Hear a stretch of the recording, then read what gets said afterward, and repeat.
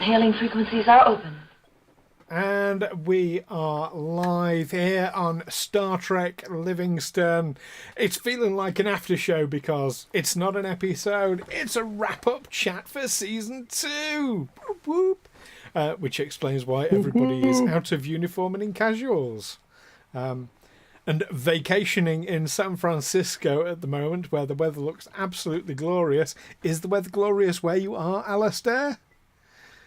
It's definitely not glorious here. Maybe that was the subconscious inspiration for the move to San Francisco background. It is typical Scottish autumn sideways rain here today, Stu. Absolutely. And speaking of backgrounds, that's no moon. It's the Eelin Wraal fan club. It's Ed. How are you doing? It's all of them. You're all here. Both of you. I paid for 3. Yes, that's quite a good little comic-y one I found. That was the one you found on online. Maker. Other makers are available. Yes, that was it. I've got a Reggie somewhere, but they don't do cats, so I can't do Kaveen as well. But I've got Reggie. There's always a Reggie. Shame. And Chris, all the way from the United States of America, in case you're not sure, with his D&D T-shirt. Sometimes. Very nicely, yes. Right. The sometimes United States. Wait a minute. Is this some sort of nerd gathering? What? It is. I wish somebody had told me. Oh. Well, no nerd gathering would be complete without... we can't see him, but we can hopefully hear him, Matt. Come in, Moscow. There he is. Over. Yes, we can hear you, Clem Fandango. Or should that be Lieutenant Tyler? So, yeah, here for a wrap-up. I should mention, no Amy tonight, unfortunately. Amy is feeling rather under the weather after some dentistry work. And I did invite Dan Thompson, Dr. Fabian Wendell to come along, but he's busy recording episodes of the Danger Club podcast tonight, so he can be forgiven and excused. That's important. So, chaps, we've come to the end of Season 2. How do we feel about that? Yes. Oh, it's a milestone, isn't it? I think we've done very well. Yeah. Yeah, I think it was very, very enjoyable, a very cloak and dagger season. I liked it. Definitely interesting and a lot of intrigue. So I've got a list of all the various episodes that we did, so we can sort of remember what actually happened in just a moment. And hello to Captain Quinn. Yeah, Sideways Rain up there as well. And the crew have indeed been through an awful lot, not least of which a change of leadership part way through. And that was quite an event. That was you. That was you, Alastair. So, Alastair, coming into this group, I'll ask you first of all, as not a my player. As a player, how did you feel coming in? Just super excited. It was so much fun to watch you guys play. You always told amazing stories, and yeah, the chance to just be a part of that and join the crew and have a laugh with you all. Brilliant, yeah. Excellent, and you came in cracking jokes, getting the team on side. Yeah, half of that at least. That worked. Actually, I think I've got my notes from that session here. Something about bollocking of a lifetime. Yeah. So. Yeah, Go on. Sorry. Sorry. There's a bit of a delay, so it's all right if I cut anyone off there. It's not my fault, I swear. I was going to say on top of that, and this might be seeing into the future of the questions that you've already thought of, Stu, but I think that episode where Alastair first came in might be my favorite one that we've done this year. I think we all got to hit on certain character beats that we hadn't really touched on, I hadn't really worked through yet during that episode. And I want to say to Alastair, you did a fantastic job that episode, coming in blind, because I know you'd spoken to a few of us before and played a few games with us, but nothing like that. And so coming in blind and doing what you did, like Stu basically threw you to the wolves with that, and you knocked it out of the park. Yeah, definitely. It's such a high level first time. It was amazing. Yeah, super nerve wracking, super nerve wracking entry to make into the game for sure. And going sideways along that line, one of my thoughts about season 2 generally was new characters and new players to join us, and as well, which is a big thing. But so many new characters and new people, both PCs, NPCs, and humans. Yeah, it's great.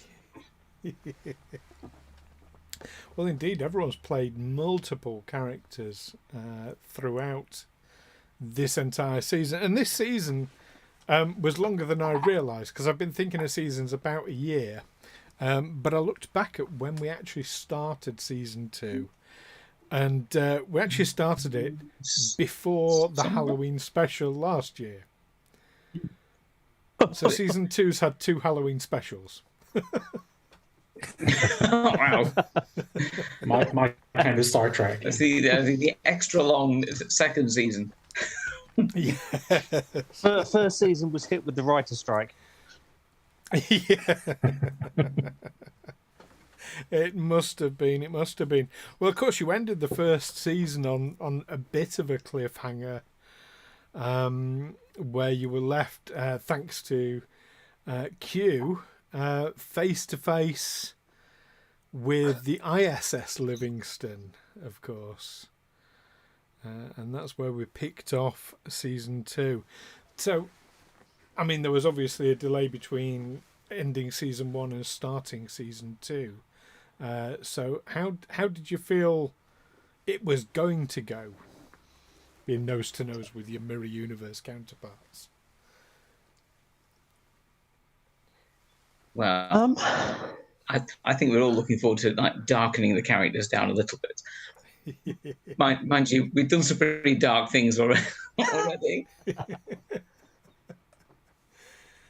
You had indeed. Yeah, I was expecting. To be honest, I expected to spend a bit more time there. I'm not sad that we didn't, because I really liked the sort of back in time stuff. I thought that was absolutely fantastic. But I did expect to spend much more time in a really kind of darker place. But as I said, I'm not sad that we didn't. I just that's what I was when I was sort of first looking at first. I was expecting to have her around for a bit longer. Well, she's. I think she's technically managed around. I think she's still in the brig. I think she's still in the brig, isn't she? No, she's security officer, isn't she? No, I didn't think Wagner allowed that, because he couldn't quantify her. So there's no paperwork for around. asylum yet or something. Yeah. Canonically, she's hiding somewhere on the ship to this day, right? Is this like shuffled into an adjacent room whenever Wagner walks by? She's in the captain's yacht. That's where she is. Well, let's hope not, because that ship's just had a Barrian sweep. So. Oh, I bet they're probably immune to it being Cmdr, aren't they? Probably got some sort of genetic modification. Well, I've got research to do for season 3 now. Where did we leave our Cmdr? Fantastic. Well, yes, and indeed you only had 3 episodes in the Mirror Universe, and yeah, I mean, Matt, if that's what you like, we can always make arrangements for a price. There's got to be a rule of acquisition for that. Oh, there is, but I'm only on a single screen, so I can't look it up at the same time. Fair enough.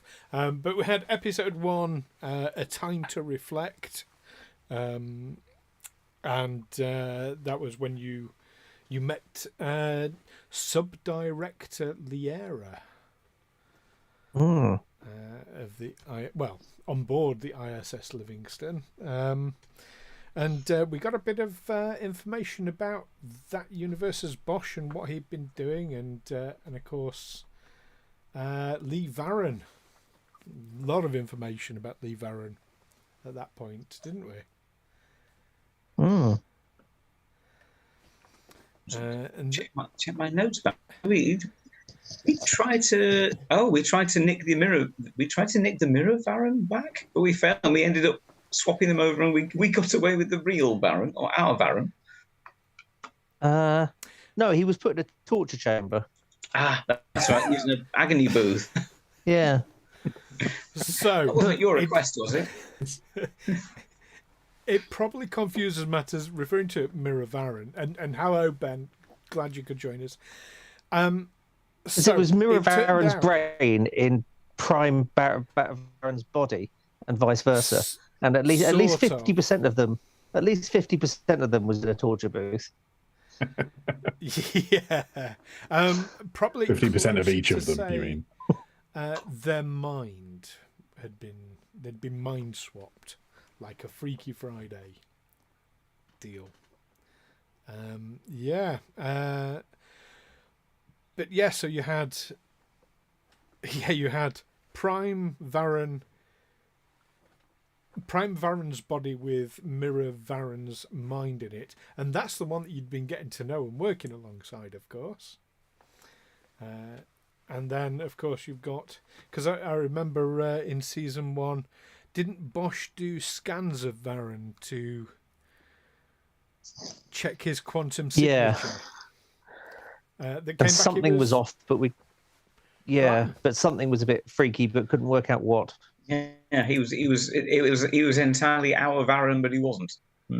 Exactly.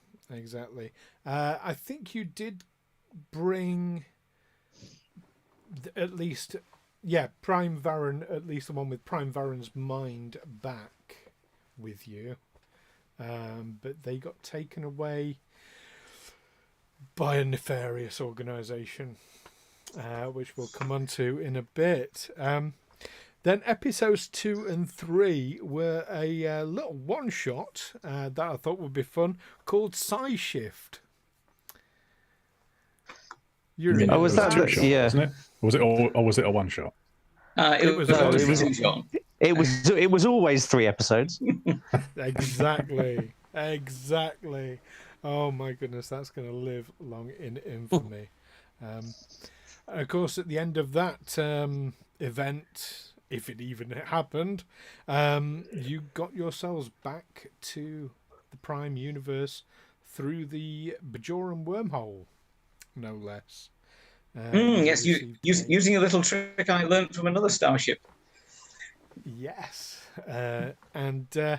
you were then basically taken away. The ship was controlled, put under cloak instantly, and dragged away by Section 31, where you had a bit of an offer to run as a Section 31 ship. And episodes 5 and 6, you had your first Section 31 mission. In the episodes, It's Always Sunny in Philadelphia. How did we fuck that one up? I can't remember. You didn't exactly. It went in an unusual direction. We did let the Romulans escape with a bunch of captives on board from the Philadelphia. We did let that happen. Oh, yeah. And they basically took a load of time travelers from the past. So they're more than welcome to interrogate lots of people from the 2150s and find out exactly what everyone knows then. It's fairly useless. Yeah. It's fine. Torture them as much as you like. You won't get anything of use. Yeah. if they're pre-Federation, they're not Federation citizens. They're like Earth citizens. Ah, there we go. And they're only They're humans. expendable. Exactly. Don't exist. Don't count. Marvelous. Nobody cares about humans. I have to say, it's this kind of logic that got you on Section 31's radar in the first place. It's working to the exact letter of the law and then bending it a bit and changing the letters around. Yes. Yes. Changing the letters around to what you've just done. Yeah. Yes. When Ed says bend the letter of the law, he's talking about a pretzel. Yeah. Well, as a wise Irishman once told me, it is always easier to seek forgiveness than ask permission. Yes. Indeed. Then we went back in time to the Atlantis when Matt, you sat in the captain's chair. How did that feel for the first time? Web was a lot of fun. I think I definitely think it's a lot easier to captain in Kirk era than it is for anything that like Alastair or Ed's been doing, like 100%, because like you can pretty much as long as you say it forcefully enough, you can do anything you like. Like shoot to wound is a fairly legitimate. So like You doing the kneecaps hard. Yeah, and like, but that was fun. That was. I mean, I love that. Like personally, big fan of the kind of, Firefly, Mal Reynolds, and that sort of, and also like the sort of steampunky British Empire. Like, yes, but do you have a flag? Kind of. So that Web was great fun, and I was quite happy to forget about First quite quickly because Web was amazing to play. Whether he was a pain in the ass to listen to or watch or whatever, I don't know, but I really enjoyed playing. Actually, the moment I saw that they brought out a role-playing game, but like for Star Trek, even though it's never been my favourite period and show within Trek canon, I always wanted to do a game in the original series. I just think it just suited quite well. Probably thinking like the old point-and-click adventures, like 25th anniversary and stuff, along those lines. Yeah. And yeah, it was great to do that, and it was fantastic having a captain like perfect. Yeah, I really enjoyed playing off of Web. I liked the little rivalry that we built up between, or not rivalry even. It was you just for some reason hated my character, and I was willing to needle you every now and then. They were very fun episodes to watch as well when I was on the other side of the screen. Yes, no, I decided, like, with the character, he was going to be a very much, regardless of what anyone thought of him, he was going to love or hate people, not really anything in between. And I don't know where the thing like came from fairly early doors with the like having served with Ed before. It kind of Amy works really well as a kind of bounce between character, so it left you as the perfect like no. This guy's an idiot. Done. I don't even know how we managed to make it be that role.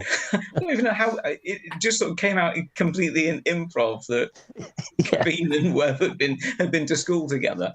So it was that British Empire. Oh, I went to school with him. So yes. Must trust him when tweeting. He must be a good egg. We had the same nanny. Yeah, I knew his father. It's fine. Fantastic. Well, we started the Atlantis episodes without either Captain Webb or the Atlantis. As we started on a space station in episode 7 and 8, Fading Suns. Poor old Amy is not here, so we can't really take the piss out of her for killing those space whales, can we? Oh, the poor space whales, yes. Oh, we can, of course, but no, I mean, it was an inadvertent thing, but an unlucky shot. But then the Atlantis got sent to do some investigations on the planet of Bacchus, and found yourselves on the planet without technology, without anything to help you. God, that was a some very tricky one. ancient technology. And this is really where we started getting into the Shackleton Expanse adventures. So I don't know if I've explained this on the stream before, but the reason we went back and did the Atlantis is the Shackleton Expanse as an adventure path starts in the Kirk era with a ship that goes off and finds certain things, and then you cut forward to later on in the TNG era, which is more or less where we sit. So I thought it'd be really fun to just go back and do it as a reviewing ancient logs. Perfect. I thought that was a really, really good device. That really worked well. Yeah. Although I'm almost, I'm kind of upset we never got to revisit those characters. I had a lot of fun with those characters. Maybe one day in the future we'll go back and find out. I think we'd all be fine with that, wouldn't we? Yeah. Never say never. Absolutely, absolutely. There's always opportunities, and you got to find out, of course, a little bit about this mysterious race, the Tilly Carl, didn't you? Yeah, because that was what the after we gently shot the Klingons, and then various people exploded as they ran down corridors. We saved a bunch of Klingons from their own bird of prey by ejecting warp cores and stuff, whilst in EV suits and doing all sorts of heroic stuff. And then there was that giant. You say about people exploding as they run down corridors. Didn't Captain Webb run down that same corridor and nearly get exploded? Trigger the trap. Yes, the trap on himself. Well, it was clearly only the worthy would survive. And did Captain Webb survive it? Oh yeah, he is Indiana Webb. Only the penitent man will pass. Yeah. Definitely a good way of looking at it. We ran through. So Bacchus's Irresistible Call took us 3 episodes, 9, 10, and 11. Then we went on to episode 12, Punishment and Crime, and 13, Motive and Opportunity. So you went on to other planets and chasing down an admiral who was perhaps being controlled or in communication. Oh yeah, they'd stolen shuttlecrafts and things. That was the first one. Bacchus. Oh no, that was the first ones. Call. Yeah. That was an ensign and a lieutenant who had stolen a shuttlecraft. Did you ever get to the bottom of the people they'd murdered that they were being hunted for? No, because they didn't remember murdering them. No, they didn't. Would you like to know what that was? Because I mean, now we're well out of that, and it's never going to be a spoiler issue. Yes, 100%. What was happening behind the scenes? So they'd been controlled by the Tilly Carl to go to Bacchus. They had indeed stolen a shuttle, and in the act of taking off and in their haste, they inadvertently caused the deaths of these engineers, but they were just unaware of it completely. Kind of like if somebody stood behind a thruster panel, they're going to get incinerated. But if you don't know they stood there, did you murder them? Yeah, if they deactivated the force field in the airlock or in the shuttle bay as they were departing and blew out all the engineers who were working on another ship at the same time. Whoops. If they were in the vacuum of space, did they even scream? Well, if Webb can't hear them, Webb doesn't care. Yeah. Even if Webb can hear them, he doesn't care that they are not. They clearly weren't doing it in the place that they should be. Yes. You boy, where are you supposed to be? They're sure they're related to that damn fool engineer.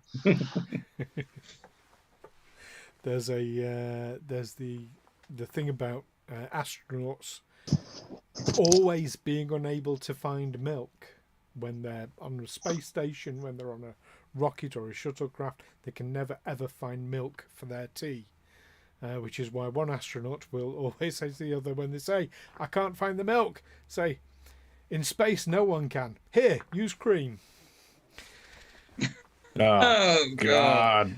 Yeah. It was worse than I was like. I knew it was coming on the walk, but I know. the destination was no good. Hovering over the leave button.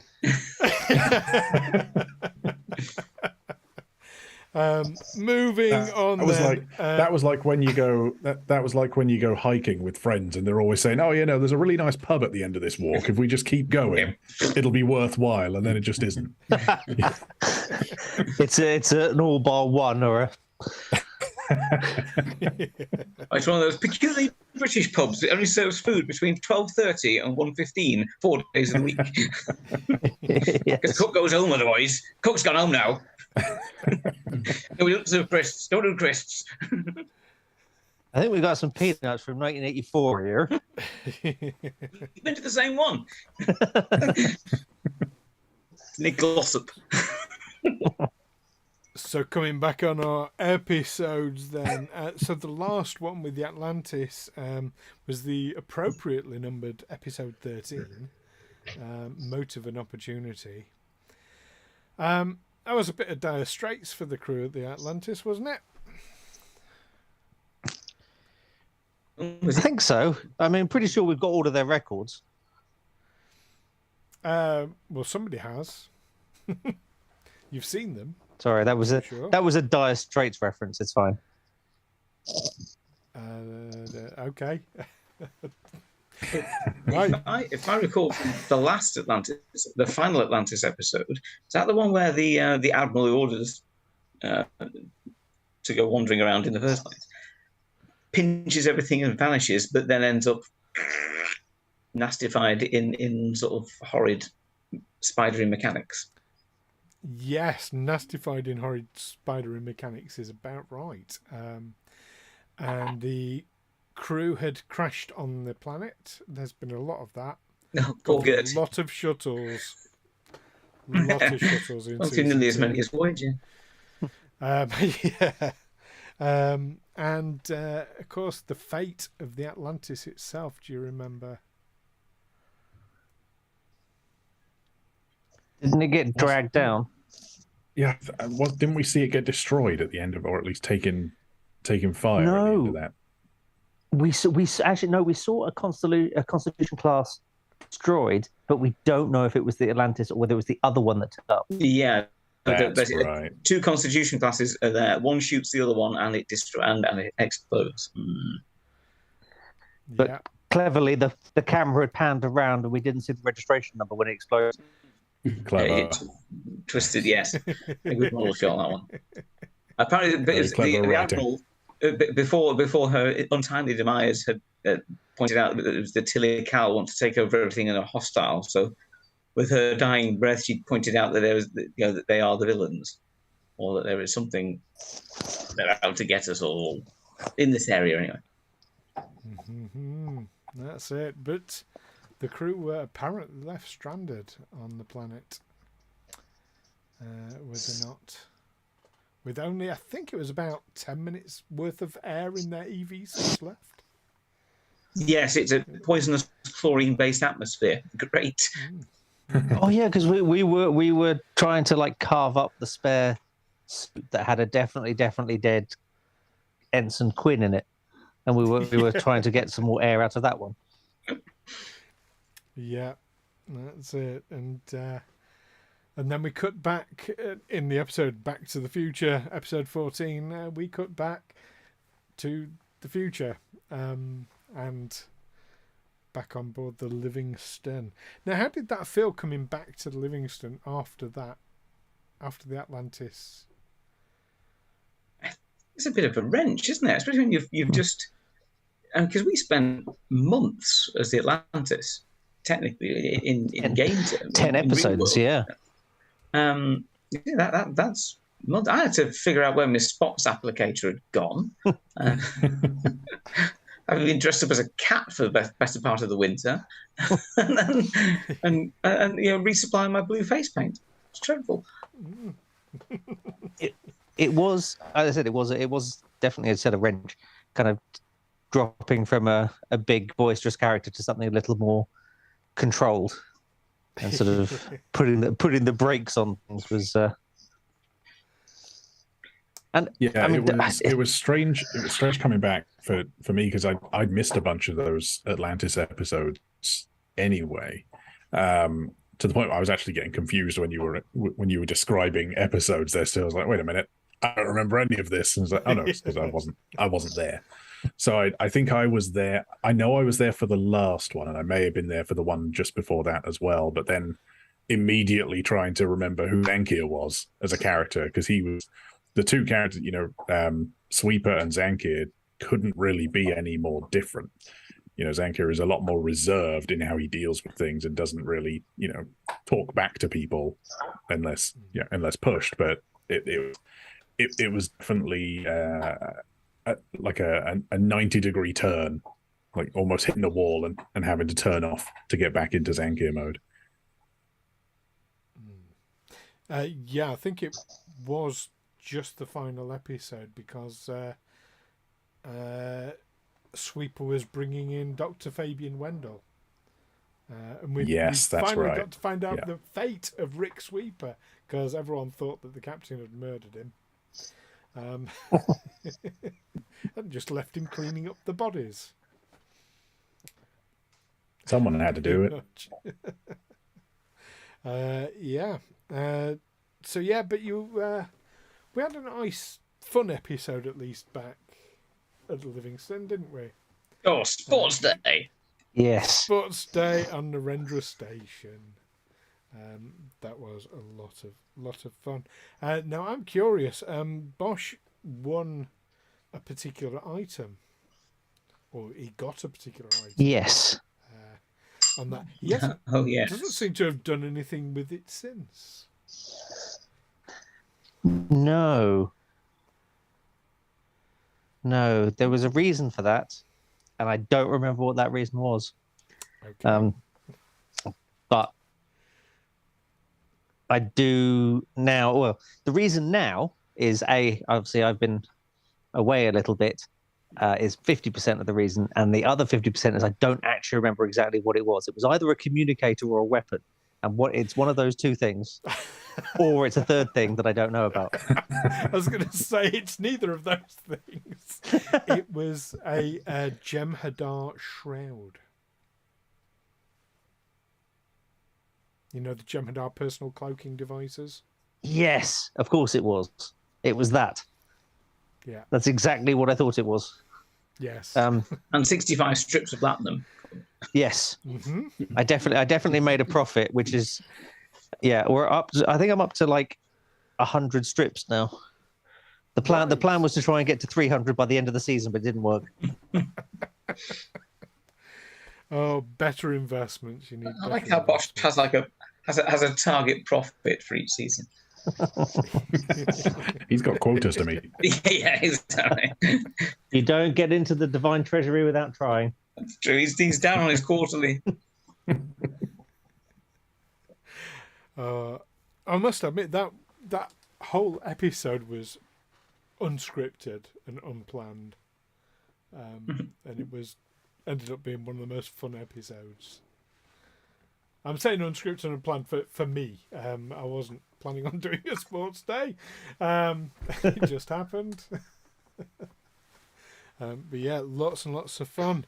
But then you got sent off on your first mission into the Shackleton Expanse as the Livingstone, with convoy SE-119, episodes 15 and 16.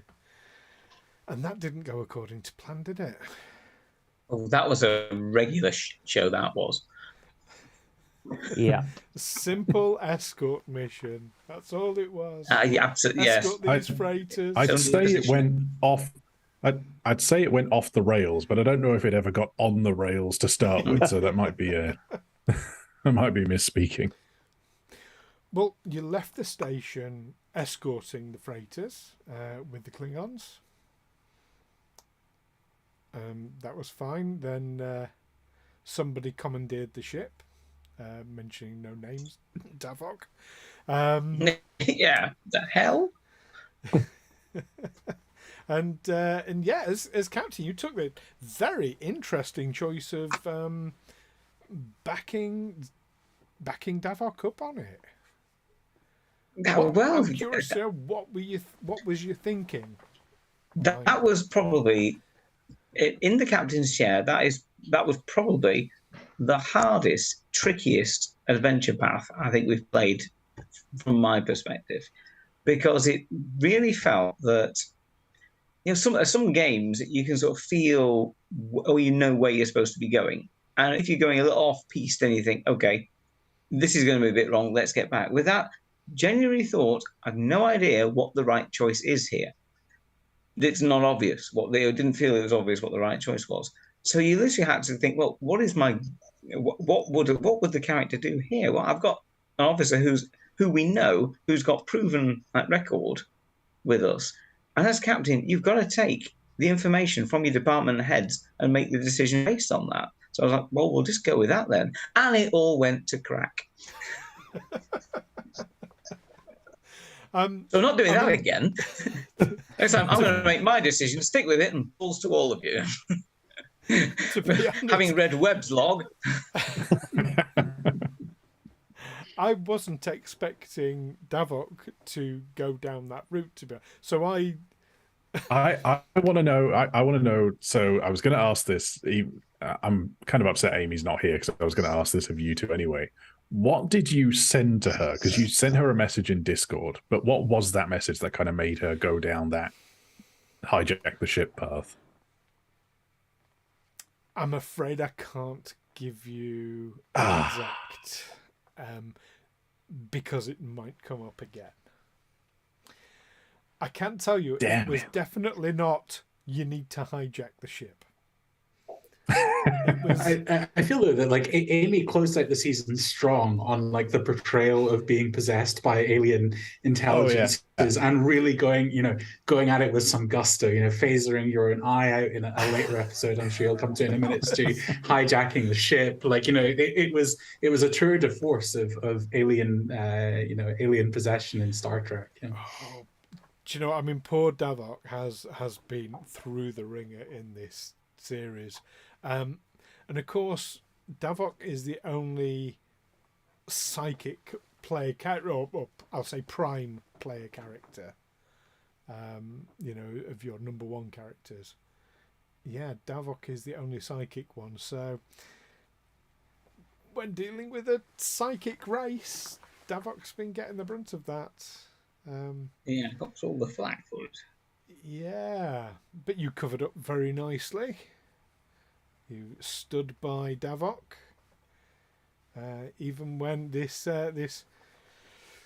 unknown captain came in with his Galaxy-class starship to not quite arrest, but episode 17 was called "From Shackleton to Shackles." Insist that we returned. Even Admiral Collin got less than friendly on subspace. So. That was the tricky, because that particular episode, or the particular mission path. Every time you turn, it's hitting you with something else, and you're basically whack-a-moling problems, and you do that all, and then you get told at the end you did it wrong. Like, right. Okay. Didn't we threaten to blow up the Klingons at the same part of the way through that? I was getting a bit sick of him. Yeah. Did we threaten to blow them up, or just not help them and let them blow themselves up? Because it seemed to be going that way anyway. Well, I think, as I said at one point, I've never known a Klingon captain so utterly incompetent as that one. I mean, if anyone should fall on his own battleth and let his first officer take over, it's that one. That's actually, Stu, are you able to tell us what happened to that? Were they just malfunctioning because of the anomalies, or was there something else going on there? Or can you not tell us that? The Klingons believed that the ship had been sabotaged. I can tell you they were wrong. The ship did break down, and it was not in a good way, but it wasn't sabotage. This crap at Interesting. The chief engineer was Sweeper. No, I can. He would I have can been holding probably that give thing you, together with duct tape. a bit more. It was indeed the subspace anomalies running through the ship, but they affected the Klingon ship in a different way, slightly different way, more severe way than Livingstone, because they're very differently designed. Their technology is not quite as probably more robust, but maybe less technically advanced. Less backups and redundancies and things like that, or fewer, should I say?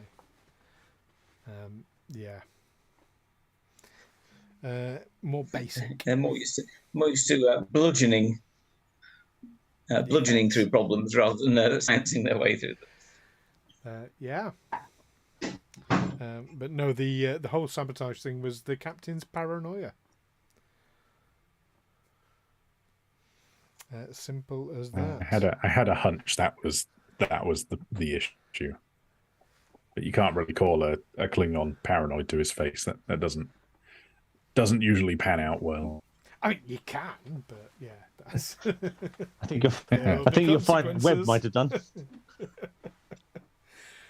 Well, Webb ended up. Not if you're trying to be a respectable Federation ship, I should say.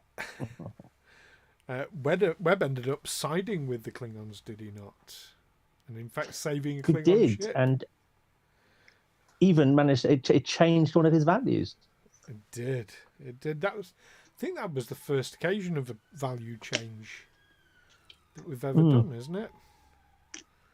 I think so. Yeah. Yes, it was. We are steadily learning this system. It's great. But yeah, so Captain Alan Wagner brings the Livingstone back to Narendra Station and then instantly gets put in command of it. That was a little left field. But of course, nobody was to say anything about Section 31 at that point. How did that feel? Yes, that was what happened. From both sides?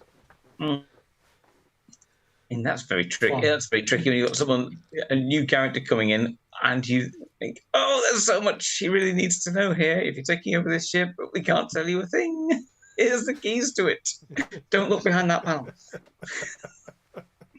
Yeah, I like to think we got some mileage out of that between all of us. The tension there and the comedy of it as well, definitely. Yeah, well, you lost a chief engineer instantly. That's true. That's short end of the stick. There was a reason he was there, and now that one of Wagner's men is on the engineering roster, we could be in some trouble once they actually start looking at the ship's power signature and why it's doing what it's doing. We might have some more awkward questions to answer. Maybe Because I'm obviously a little bit behind. So Wagner doesn't know about Section 31 yet. No, he's still none the wiser. He's seen enough things that he thinks that something's pretty amiss on this ship, but he has not gone anywhere with actually working out why that is or what's behind it. So. So, canonically, within Star Trek, within this era, because we're playing 2380 at the moment. So Section 31 it's obviously known about by some people who've had direct impact, but generally speaking, it's almost like an urban legend. You know, some people will have heard stories about it but have no proof. Other people might just never have heard of it. I don't know if we've ever touched on this. Has Alan ever heard of Section 31? This is entirely in your Yeah, this is kind of headcanon, isn't it? You know, in my headcanon, the answer is definitely no.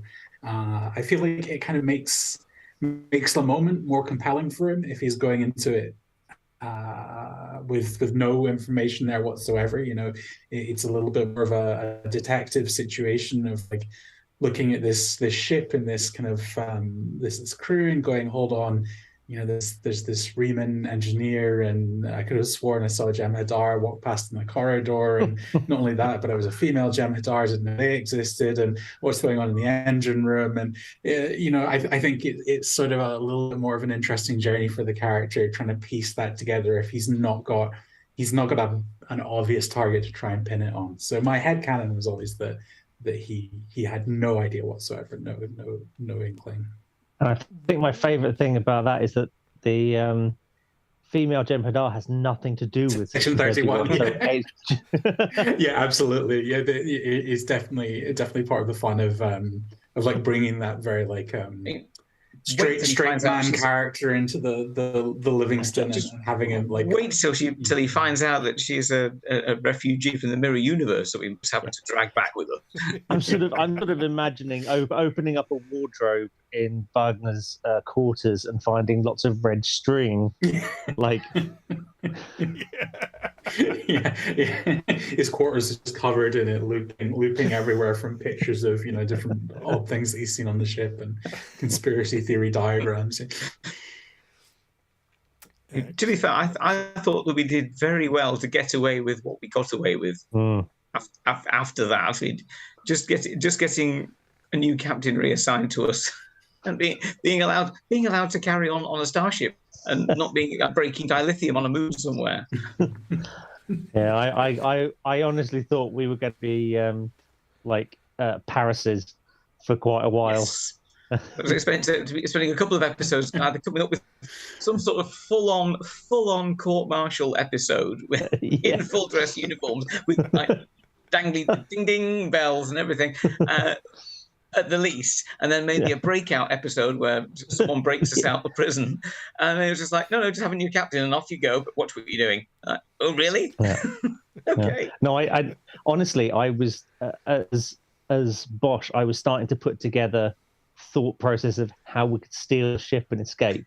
I honestly thought that's where we were going to go with it. So my plan throughout all of that was I genuinely had this plan when we were going into that episode where it was the one right when Wagner was assigned as the captain, and we were told, you know, you're good to go, and we're all waiting to be seen. And my idea was, I think similar to what Ed and Matt you came up with, is somehow get a message to Janeway and tell her, hey, by the way, we're about to do this, and we're going to go find out what happened and prove ourselves innocent, and then break out, get on the ship, and go investigate these anomalies that caused Davok to go wild in the first place.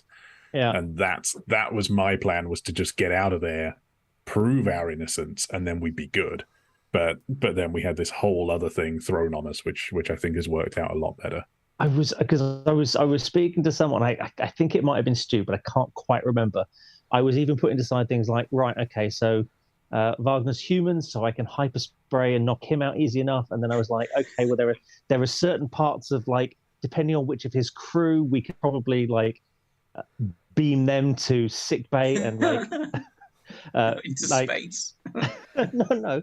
They were going to get like shackled to bio beds or something to start with, and then we'll move to the brig. But honestly, I was looking at again different like compounds and bits and pieces to work out, like, yeah. Because I think I at one point I'm sure I did vaguely threaten to kill Wagner at one point, but I can't remember where that was. I remember that idea being floated. Yeah. Okay. I don't think it was ever actually like turned down. I think it's always kind of on the back burner. There we go, and we now have an idea of what season 3 holds for us. What did I say the moment that Galaxy class hoved into view? Full cooperation. Oh my goodness. And this is all of this is why I titled episode 18 Heavy Lies the Head That Wears the Crown. Because wow, Yes. that's a lot. That's a lot to hear. I do remember Matt us having a conversation about biobed restraining fields and kind of how Yes. effective they are if someone doesn't wish to be restrained. Yeah. Oh my goodness! But then under new captainship, we head off into the Shackleton Expanse with what has to be our most lengthy section. Again, this is written as a one shot. Now, to me, a typical one shot takes us maybe 2 episodes, maybe 3 at the outside. This one took 5 episodes, episodes 19 through 23. Decision Point. It's like 10 hours of gameplay. That's like sitting down in real world and spending a day playing that with lunch and dinner thrown in. Yeah, And it doesn't even count the time off screen we took calculating the sums on transporting huge numbers of people off planet. Yes. No. Yeah. Oh, they don't see that backstage. I mean, you absolutely threw yourselves right into that. I mean, so again, bit of a sort of behind the scenes thing. An episode like that one or Convoy SE119, I basically get a sheet of A4 paper, and it's like, this is the premise, this is some major beats that happen, this is some minor beats, right, and that's it. That's the information you've got. But my God, that ended up getting so involved. And of course, it's written to be a moral dilemma. Yeah, it was real Trek from the sort of like the ones where the episode where the writers must come up with a really, really good one. It's not a filler one. This is like a real major one for the season. Maybe even the one that they say, right, we'll use that to cross the 2 seasons over. So that'll be the end of season 4, start of season 5 one. Make it a 2-parter. Yeah, it was. You were absolutely. It was curious. Like, you threw yourselves into it so well and with so much depth. I was quite surprised at your result, which was, and we'll just pass this up the chain to deal with. Yes. Oh, Wraal learns pretty quick. It's like, oh. But yeah, that was definitely a fun one. It's one of Star Trek's like big underlying themes, isn't it? That with great power comes great responsibility, and with great knowledge, how do you share that? Who do you share it? I mean, from our own Earth history, we've found that when an advanced civilization meets a less advanced civilization, it never comes off well for the less advanced civilization. And that's kind of the thing that writers have all taken into the future, and said that from this point, humanity the Federation of Humanity has learned from that and said we can't make these mistakes again on a planetary scale with species that we haven't even met yet. There's got to be there's got to be a dividing line where we say don't fiddle, leave them alone. And also, there's got to be that line in the sand where you say we can now talk to you, we can help you. Come and join us, and from their point of view, they've decided arbitrarily that warp travel is it. Once you've broken the warp barrier, you're in the club. If you choose to join it. Star Trek has also taught us that there are always exceptions to that rule as well, and that's it is. It's a really well for a one sheet. It's a really good AP, that one. And then we went in episodes 24 and 25, this year's Halloween special. And weren't you glad that the crew members remained static throughout? So glad that we had a doctor for that one. That made everything really handy, so much better. Yeah. Basically, yeah, the USS Awful would be great if someone to help us out with. I caught about maybe 45 minutes I think, the second episode, so I have no idea what was going on. Well, it was the return of the Philadelphia, the NX class ship that you'd encountered before on your first Section 31 mission. Reappeared and brought something back with it. So it was my first ever attempt at writing an adventure path. I'm sorry I missed it. StarTrek Adventures. Oh, but it's there to view. For anyone who wishes to view it, go to our YouTube channel, Hailing Frequencies, episodes 24 and 25 of Season 2. But don't watch it with the lights off. I was heavily influenced by Event Horizon, and that's why it's called the Philadelphia event, if I'm honest. Ed will be intrigued to hear I was also influenced by Warhammer 40k. And I thought there was a little bit of the grimdark. Something like the warp from that. Yeah, it looked a little bit like... I mean, you got that feeling that Grandfather Nurgle had spread himself all over that ship. Yeah. Well, I mean, we can talk about this now because that one's gone. But that substance, the gooey, oozing gore that you encountered, was in fact what remained of the crew. Mm-hmm. I think that's what we suspected, wasn't it? That this is all the offal across the wall is the former ship's complement. Yes. Yeah, and if I remember rightly, we deduced, I don't know how correct we were in our deduction, but something about the inertial dampeners of the ship being turned off and warp travel causing everyone to smoothie themselves across the entire ship. Well, I think we actually talked about this on the episode. That would have been the case if it were against one wall. But it was across all the walls. So it was a similar effect. Like being put in a grinder, basically. But in all directions.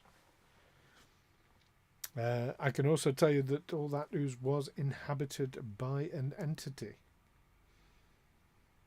that had its own stats and sheet and what have you, that I called the entity because I'm originally. It kind of explains why it actually had the presence of mind to grab the runabout. Well, it was using both the ship and the physical bodies at different times as hosts. And when it was trying to, or when the systems on the runabout were being affected, it was actually trying to take over the runabout. It's a much more advanced ship, even though it was a bit of a jalopy, much more advanced than the NX class. Yes, good job for you. It didn't. That would have been rather differently. There seemed to be a great deal of eagerness to lock out the computers every time anything seemed to be going fiddling with it. Lock that out now. Yeah, it needed its pride. Definitely the right move.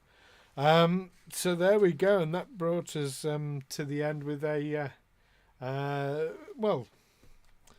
because we didn't end on a cliffhanger, you just came back to Narendra Station. There was the Livingstone in front of you, nice and shiny. So because I felt I'd cheated you. You had a 30-minute pan around. Yeah, keep flying around the pylons. Because I felt I'd cheated you out of a cliffhanger. Because end of the season, you've got to have a cliffhanger, haven't you? And there was none. So no, it's not quite the same as first season, but at the same time, there's so much has happened in second season that it's basically reset for season 3. We're still in the same area. There's still many adventures to be had in the Shackleton Expanse, and we still have the looming questions of season 2, and now just like simmering into season 3. So it's not a sort of cliffhanger, but there's still it's been set up really well. Very much agree with that there. Yeah, it's a not sure if it's going to get renewed for the next season, so just in case, it's not quite tied up, but it's sort of there.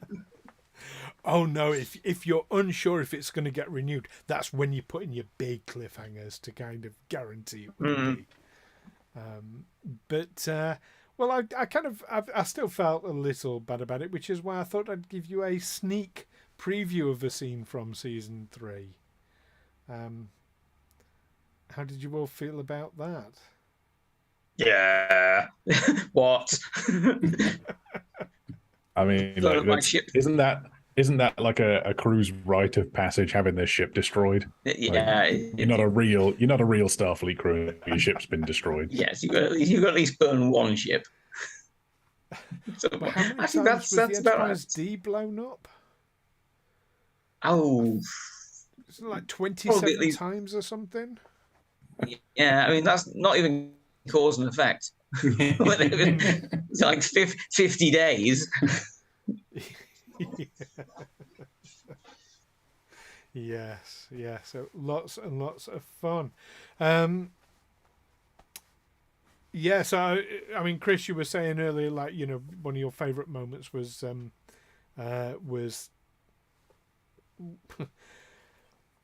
that I'll say back and forth with Captain Wagner coming on board. What about the rest of you? What were your favourite moments? Or if you have let's let the captain. You can say, Chris. Captain first. Wherever he's sat.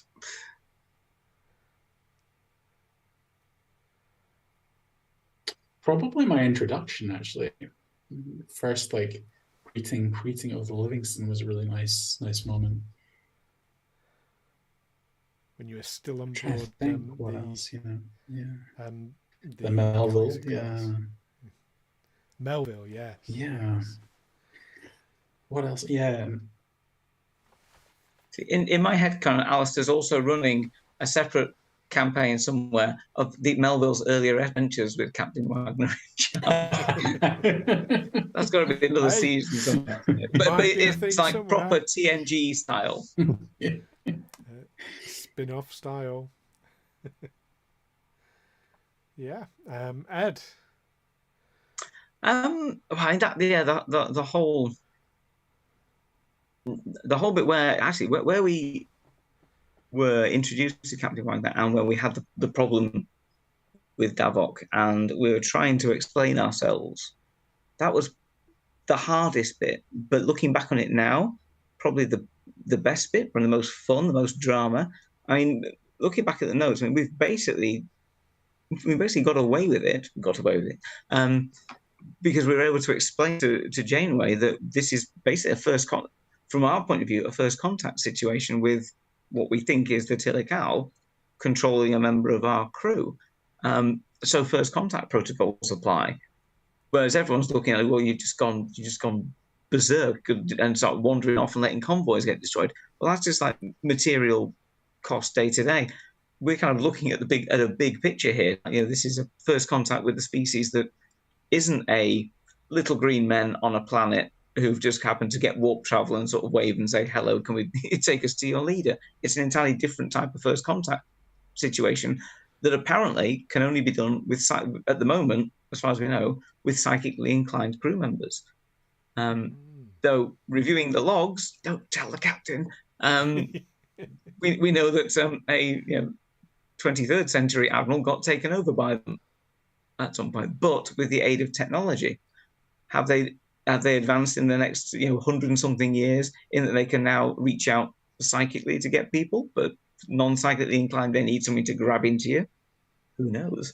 These are hooks going forward. But I think that was the fact that we were able to bring in and get our new captain on side with that argument, and we were able to explain it to him and say, look, it's not entirely our fault. It's just all gone really badly wrong, and you've turned up at a really good and bad moment.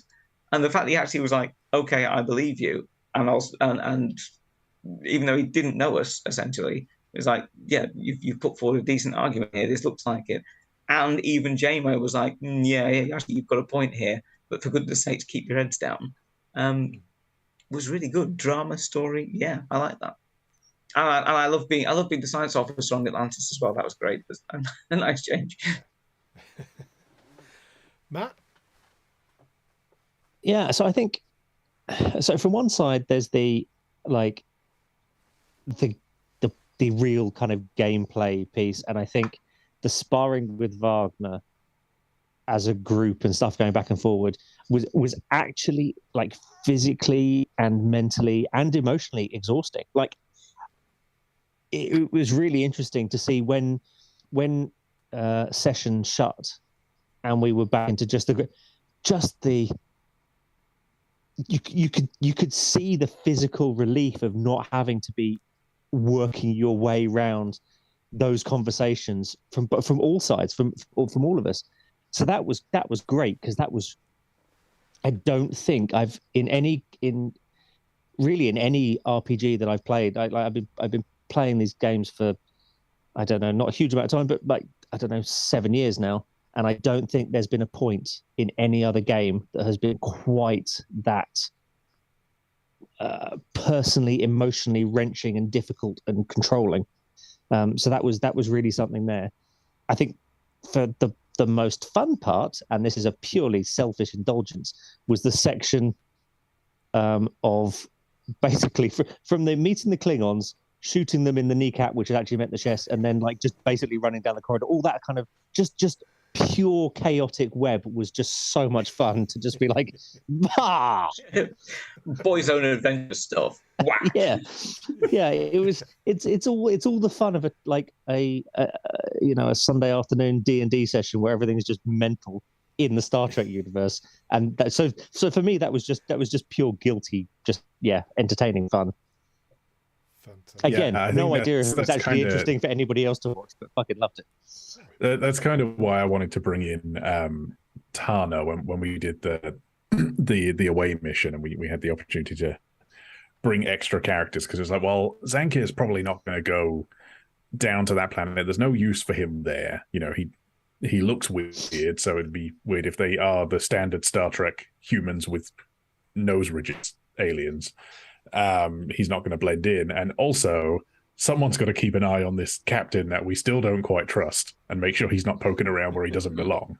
So it was like, okay, well, let's bring in this new character. So I came up with the idea of this Bajoran evangelical door-to-door pamphlet prophet sale worshipper.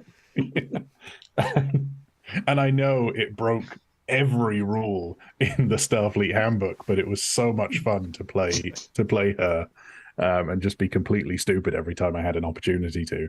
I'm kind of upset I didn't get to finish that arc as her, but maybe she'll come back in the future. I'll make sure she does. We haven't seen the last of Tana Sol, or Tana Visit, as I always think. Watch for.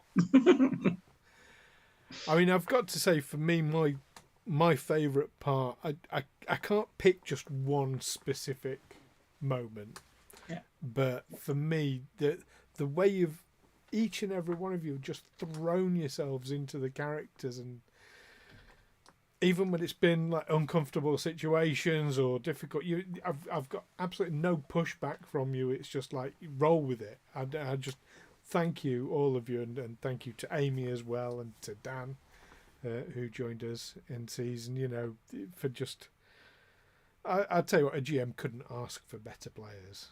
Absolutely couldn't. So yeah. Likewise too.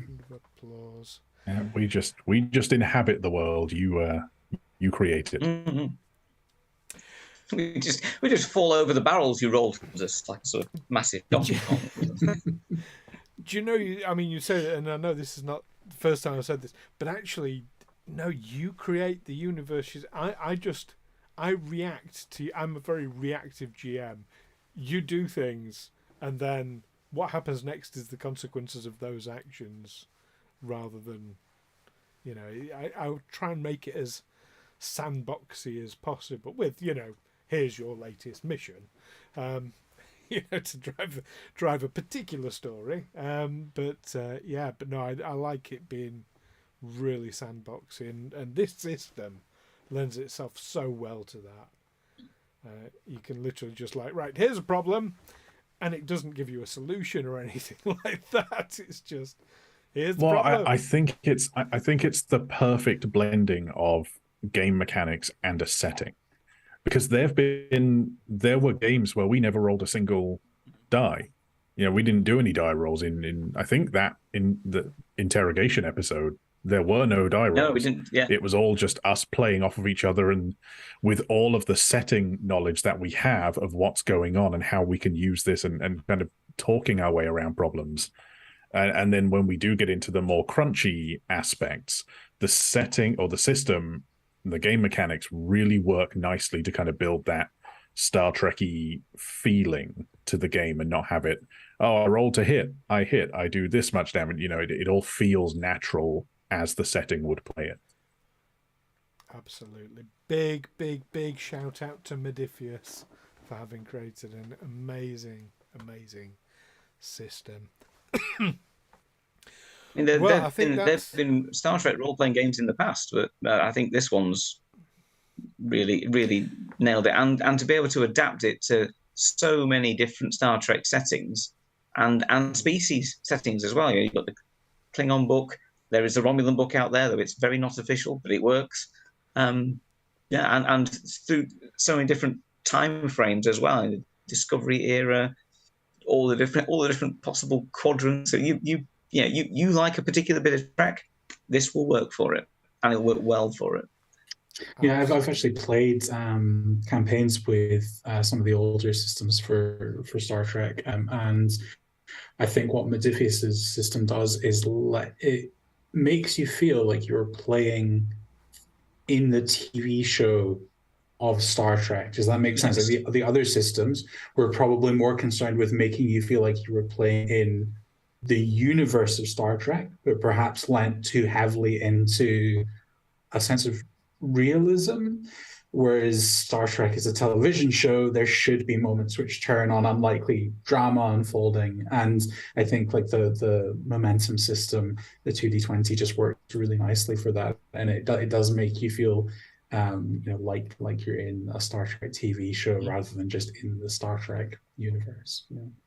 I'm not sure if this is something that we've spoken about before. It probably is, but I don't really remember. But I'm very glad because that we took this system, because the very first characters we started putting together, or at least I did, were the ones based around Starfinder, and trying to find, because I was trying to find a hack to create a Ferengi in Starfinder, which is what we were going to play this as. And I'm quite glad that we started this sort of, I think, because I can't remember, it came out about there was a Humble Bundle that just sort of happened to, like, when we were talking about first putting this together after we'd started the Starfinder bit, and I think it just perfect timing. Yes, absolutely. So yeah, to give viewers a little bit of background, and possibly Alastair as well, who might not have been aware of it at the time. Yeah, that was new information to me. Yeah, because I had only ever played or GM'd Pathfinder before. The original idea was to just basically reskin Starfinder, because at least it'd be a system I'd be familiar with and other people might be familiar with, and I just thought that would lend itself quite well. But Chris, it was you that suggested this system, I believe, in it was the Danger Club podcast Discord. Yeah. I actually have a very bad habit of just buying random roleplay game books that I have no intention of ever running, like this one I've got sitting right next to me, which I have no intention of ever run. But yeah, you mentioned that, and I was like, well, have you seen there is actually a Star Trek role-playing game? You should take a look at that instead of, because I love Starfinder as a system. It's a great system, but it does not work for what you want it to do for a Star Trek game. It's just not that. No, it was definitely a good call. I was had a bit of trepidation, and it's such a different system as well. The 2D20 system is so different. I did have quite a lot of trepidation, but it was absolutely the right call. So thank you for that. Well, I think we've definitely chatted a lot about season 2. Is there anything anybody wants to ask or add or?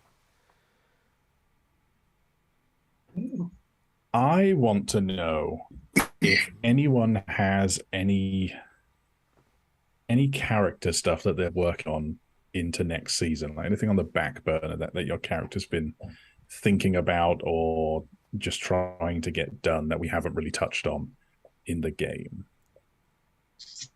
Well, I think that, from my point of view, it's more evolving. I think Wraal's got a bit of a problem now, as of the whole season, in that he's always got to, in the Klingon terms, sort of work for the captain but stand for the crew. So first officer is an interestingly tricky job, because you have to make sure that you're the executive officer. You make sure things are executed as the captain wants, but you've also got to sort of bring everything to the captain, including things that won't, when things won't work, or when there's issues and problems, or good suggestions, bad suggestions, or okay, we've had a chat. This is probably, in my opinion, this is the best option, but there are other options there, so stick it on the table. But we've got this slightly, bigger problem of the fact we're all a Section 31 crew, and I need to sort of keep him on side with the crew, which I think we've done. But also, whilst we've got the majority of the crew not trusting him, I'm trying to kind of draw them to look, this guy's good. We can work with him. And we need to work with him regardless. He's the captain. But in the future, is he ever going to find out the secret behind the Livingstone? We certainly have no authority to just go, hey, come and look behind this panel here.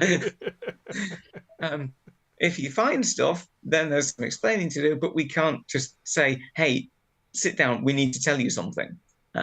So there's that. Before there's that, but I think that's something that Wraal will grow with as a character, in that he's sat in that chair, he knows what it's like, and having stepped back or been pushed back down to it, to below it, I think it's a case of he's just going to do the best job he can here, but he can certainly, although he works with the crew, talking to the captain, he knows what the captain's going through. So it's maybe an unusual first officer, because most of your StarTrek first officers are guys who've got their eye on the big chair rather than people who've already sat in it.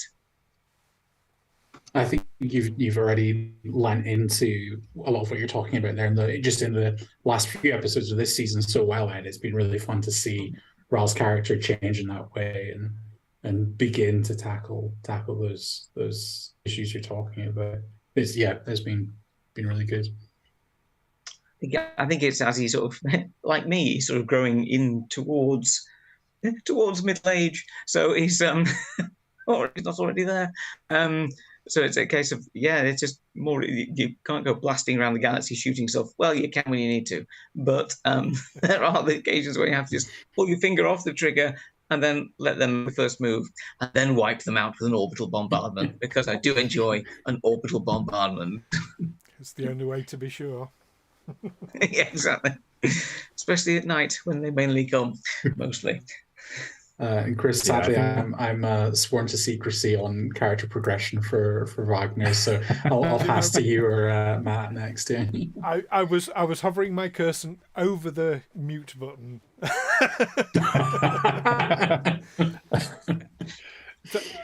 think I'm kind of in the same boat as Ed, because Zankir was introduced to the Livingstone as the first officer, so that was really his role there, and that there haven't been many opportunities to do Counsellor stuff.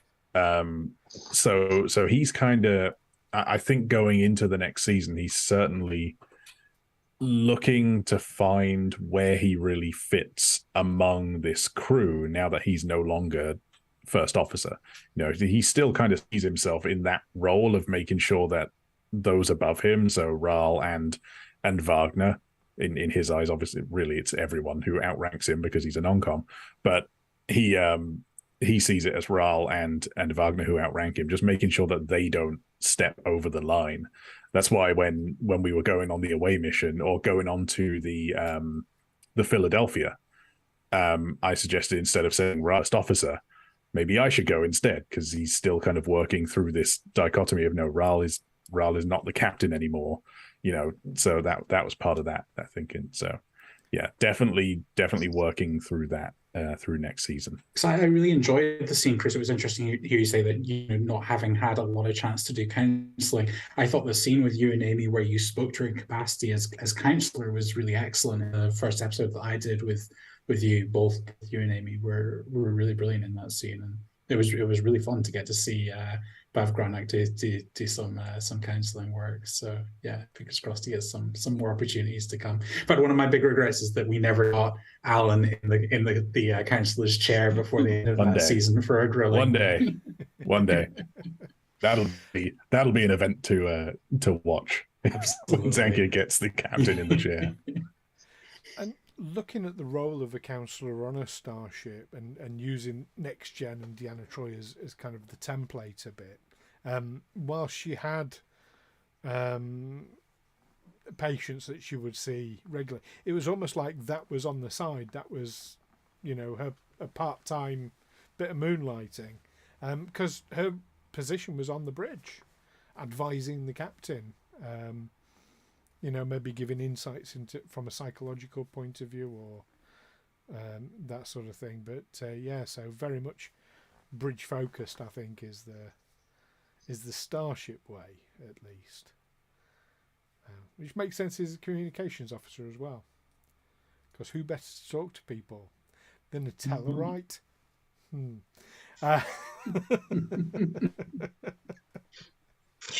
Be diplomatic. Be more diplomatic. How about yourself, Matt? So, I've been a bit out of it the last few sessions for boring reasons, and obviously looking forward to coming back in and actually taking some time to do this instead. I have been considering Polanskiing. Oh, replacement doctor. Possibly. Is Bosh heading off to Starfleet Medical? I don't know. You're thinking of bringing in a character everybody's going to fucking hate? Is that? Pretty much. Dr. Webb. Yeah. Great granddaughter. Relation of a famous captain. Yeah, she's again like she's a 60-year-old, never married, very angry woman. Granny Weatherwax. Yes. In space. But yeah, no, it's not a fully formed thought. I'm just sort of thinking that obviously I'm having not really inhabited Bosh for a while. Do I take this opportunity to? And I've always really liked the Ferengi concept within it, but it doesn't. It would have.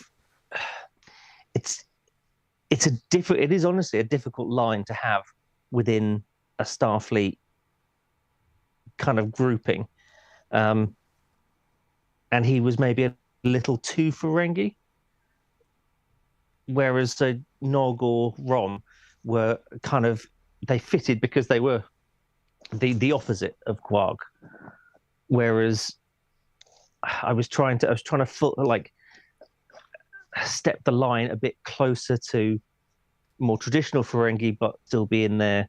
And I'm interested to see kind of how it has worked, how it hasn't worked, and whether or not it's worth a bit of a twist. I'm not, as I said, it's not a foregone thought. It was just yeah. Well, from my observations, I for one quite like. I've really enjoyed Bosh's interactions. I think you're absolutely right. There is a line to be walked there, and I think if you went too Quark, it would be difficult. But I really don't feel Bosh has gone that far down the road. Yeah, he's a little bit nefarious on occasion, but he's not allowed to leave the ship till he's killed Wagner, right? No unfinished business. Yeah. No, we'll all think he's gone off to Starfleet Medical, but in fact he's just hiding out with First, waiting for his moment. I mean, you never know. Wagner might be on that ship when it explodes.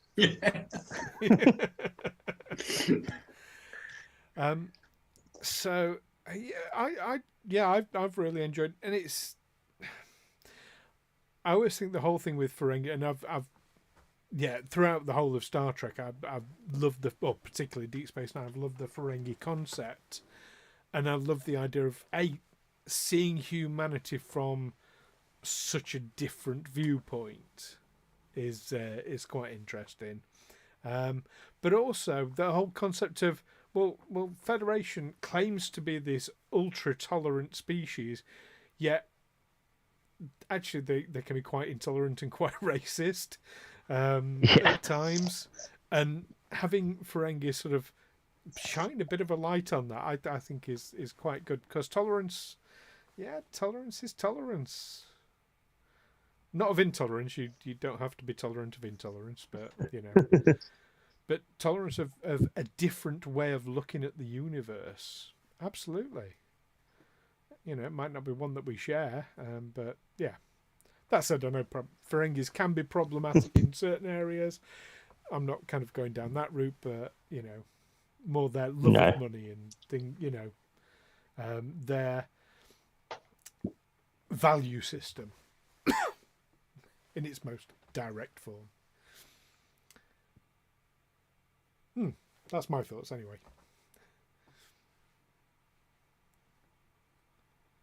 I just hope that in next season we maybe get to see why is it that Reggie is so interested in keeping Mr. Davok safe. I'm quite interested to know that. I've only got a couple of rough ideas, but I've got no solid idea, so it's going to be completely. And there's no deep plot there. Well, Andorians and Vulcans are famously not that pally-pally. Exactly. I mean, I always assumed it was a love story in the making.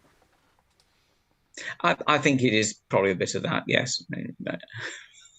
I've not actually. I don't think Reggie's got any family back on Andoria.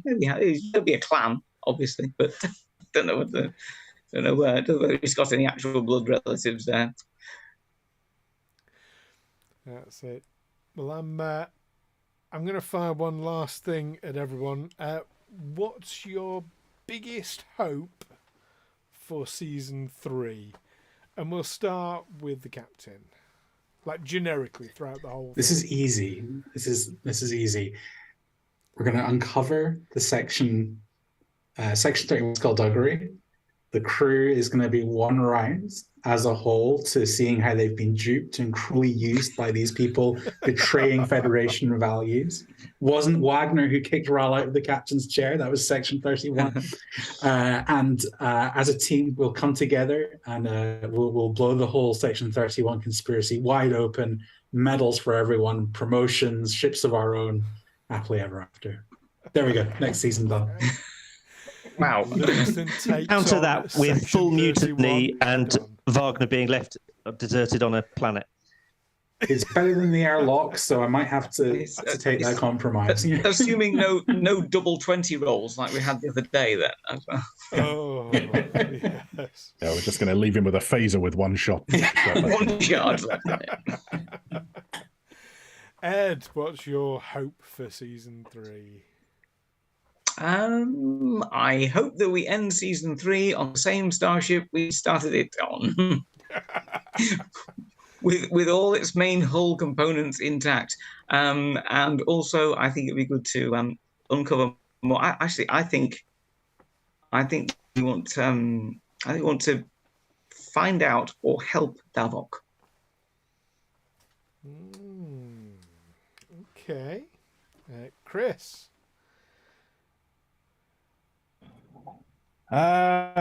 Well, I think almost the exact opposite of what Alastair said.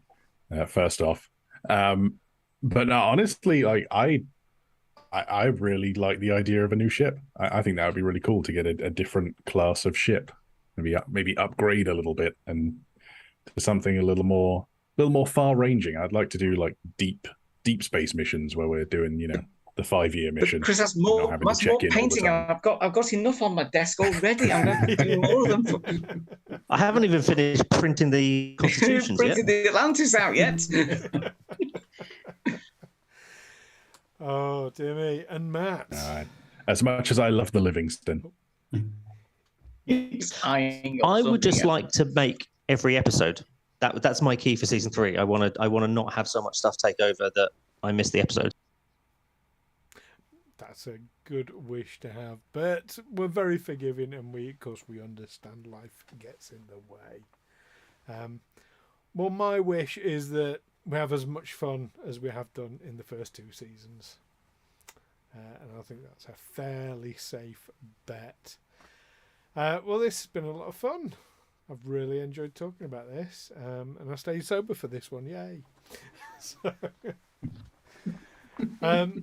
So we'll be back. It's going to be in the new year now. We haven't got a date set, but probably January. In fact, if I remember rightly, the USS Atlantis' registry number is NCC 2801 because our very first episode was on the 28th of January. Am I right in thinking, Ed? That's right. That's correct. That's why you did it. To tell us that.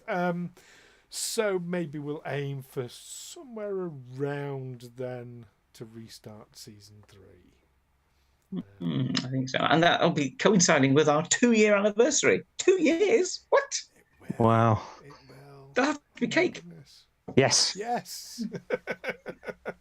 Strippers and cocaine. I mean, what? Hooray! No, we need to do something unusual, Matt. Oh, so not a normal Saturday then. Oh yeah, normal weekday school night. Yes.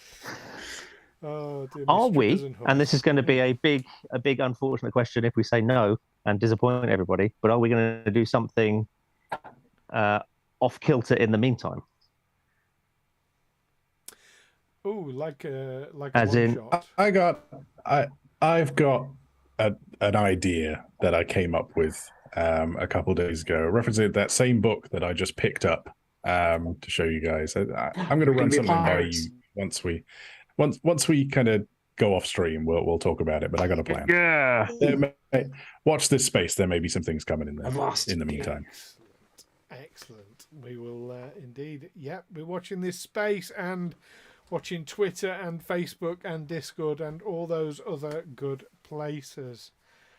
Well, this has been an absolute pleasure.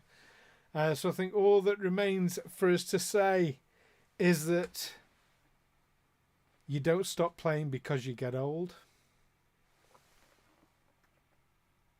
Come on, someone else. Get old because you stop playing. Thanks. That's it. Right. Until next year. You're only as old as the person you're feeling. What? Until next time, peace and long life, and live long and prosper. Live long and prosper. Live long and prosper, friends. LLAP. Thanks, everybody. Bye.